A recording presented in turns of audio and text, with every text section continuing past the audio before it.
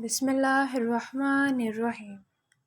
قرآن مجید میں حیا کا خوبصورت واقعہ، جس سے مسلمان عورت کو یہ سبق بھی ملتا ہے کہ وہ کس طرح اپنے گھر سے نکلے۔ حضرت موسیٰ علیہ السلام ایک عظیم پیغمبر تھے جو اللہ تعالیٰ سے براہ راست ہم کلام ہوئے۔ ایک مرتبہ سفر میں تھے، گرمی کا موسم تھا، پاؤں ننگے تھے۔ سفر کی تھکاوٹ اور پیدل چل چل کر پاؤں میں چھالے پڑ چکے تھے۔ ذرا آرام کرنے کے لیے ایک درخت کے سائے میں بیٹھ گئے۔ کیا دیکھتے ہیں کہ کچھ فاصلے پر ایک کنواں ہے۔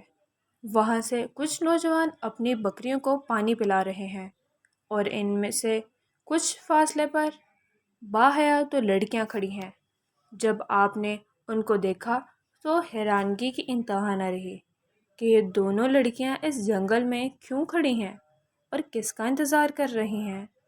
حضرت موسیٰ علیہ السلام نے جب وجہ دریافت کی تو پتہ چلا کہ ان کا کوئی بھائی نہیں، باپ بوڑھا ہے، وہ اس قابل نہیں کہ چل پھر سکے، اور وہ دونوں اپنی بکریوں کو پانی پلانے کے لیے آئی ہیں کہ جب تمام لوگ پانی اپنے جانوروں کو پلا کر چلے جائیں تو آخر میں یہ اپنی بکریوں کو پانی پلائیں گی۔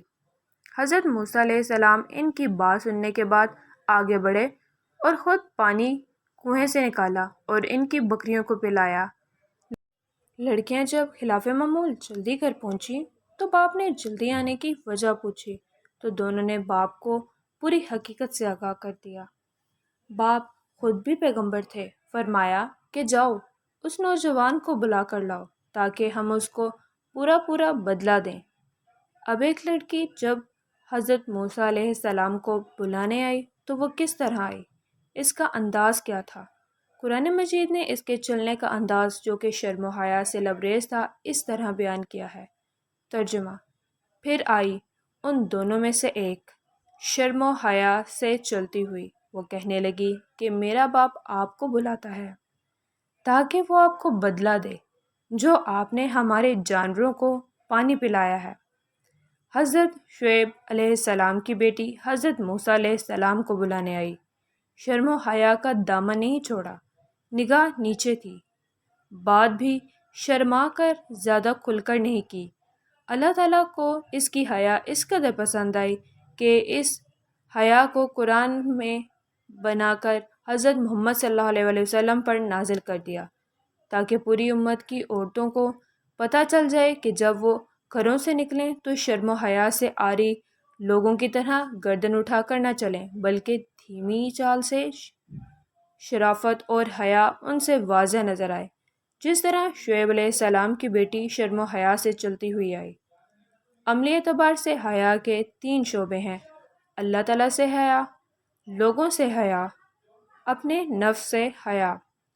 اللہ تعالیٰ سے حیا کا مطلب ہے کہ احکام الہی کو نہ توڑے۔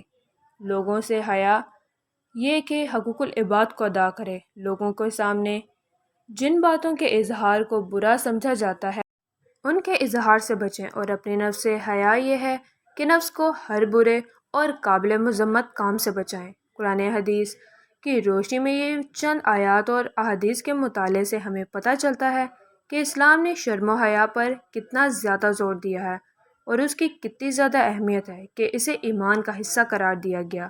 شرم و حیا ایمانی زیور ہے، لیکن آج کل کے دور میں شرم و حیا افت و عصمت کا جنازہ نکل چکا ہے۔ آج حیا ایک عیب بن کر رہ گیا ہے، عشق و معشوقی کے کھیل رچائے جاتے ہیں۔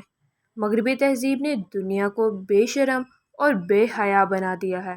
آج اگر ہم نے اپنے معاشرے میں نظر دوڑائیں تو ہر طرف بیہودہ تصاویر نظر آتی ہیں۔ مغربی میڈیا ہر جگہ عورت کی تصویر کو نمائش بنا کر پیش کر رہا ہے۔ آپ کو مختلف چوکوں اور چوراہوں پر ایسے سائن بورڈ بھی نظر آئیں گے جہاں عورت کی تصویر ذریعہ اشتہار برائے کمائی نظر آئے گی۔